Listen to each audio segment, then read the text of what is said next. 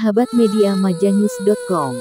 Musrenbang RKPD 2023, Pemkab Mojokerto prioritaskan pemulihan ekonomi. Bukan hanya itu, pemerintah daerah juga menunjukkan eksistensinya dengan melaunching aplikasi baru Surya Mojo dengan call center 112, layanan pengaduan untuk masyarakat Kabupaten Mojokerto melayani 24 jam.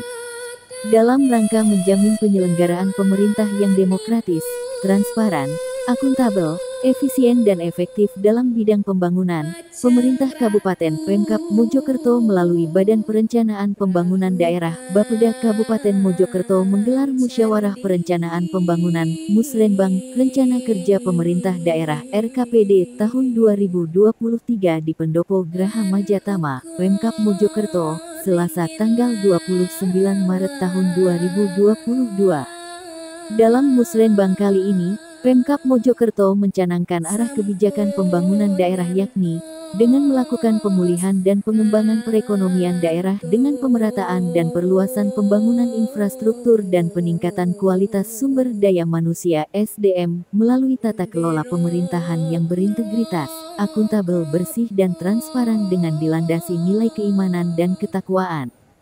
Prioritas yang utama kita melakukan pemulihan ekonomi, sebagai pemulihan dari berbagai dampak COVID-19 yang ini ditunjang dengan pemerataan dan penguatan infrastruktur di segala bidang, jelas Ikvina saat diwawancarai.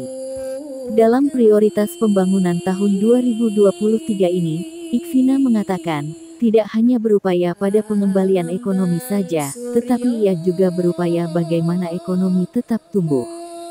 Situasi saat ini semuanya dalam masalah, tidak hanya di negara kita melainkan global, maka di tahun anggaran 2023 ini kita benar-benar harus fokus dengan dibarengi pemetaan yang jelas, sehingga nanti intervensinya juga fokus, ungkapnya.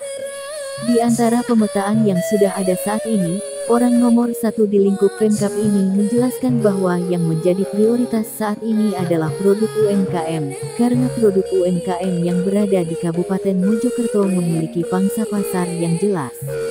Bupati mengatakan, seperti arahan Presiden, kita akan menggunakan produk dalam negeri, otomatis yang kita prioritaskan adalah produk dari UMKM di Kabupaten Mojokerto. Jadi apa yang dibutuhkan oleh pemerintah dalam pengadaan barang dan jasa, kemudian sesuai peraturan yang berlaku, UMKM yang bisa mendukung harus segera mendapatkan berbagai legalitas sebagai pemenuhan terhadap pembelanjaan barang dan jasa, terangnya.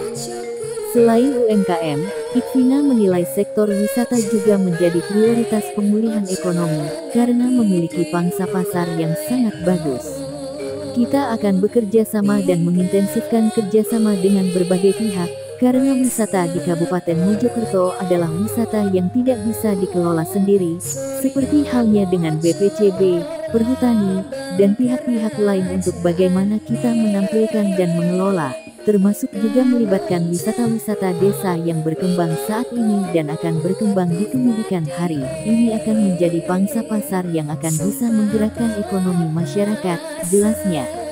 Lanjut Ikvina, dari sektor wisata tersebut, kedepannya juga bisa menarik sektor lain yang juga memiliki pangsa pasar yang besar untuk pemulihan ekonomi.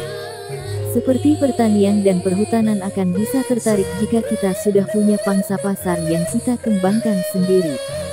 Maka kita berharap lapangan pekerjaan juga akan terbuka lebar terkait dengan hal ini, pungkasnya.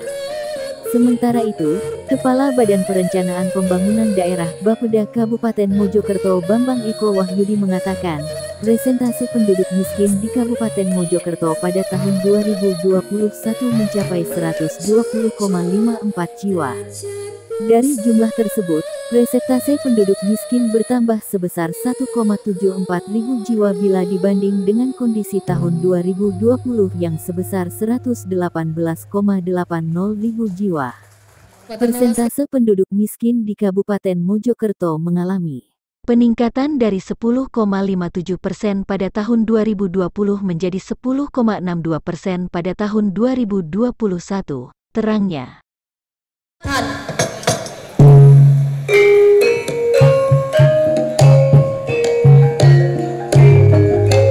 Dengan risiko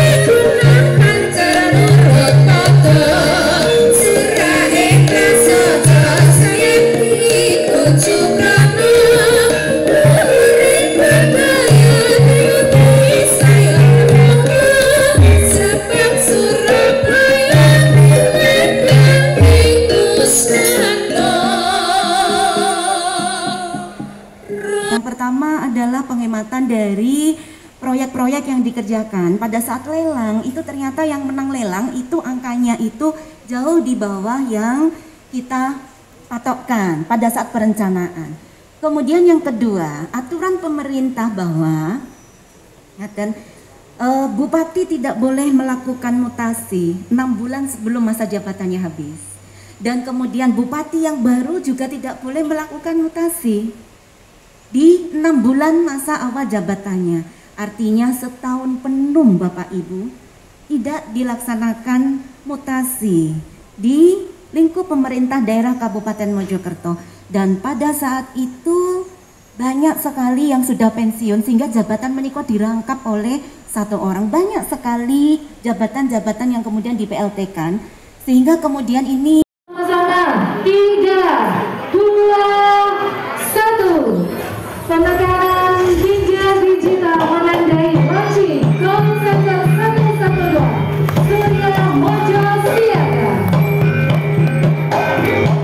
Dengan dilantiknya call center 112 ini Kabupaten Mojokerto menjadi daerah ke-13 dari seluruh kabupaten kota se-provinsi Jawa Timur.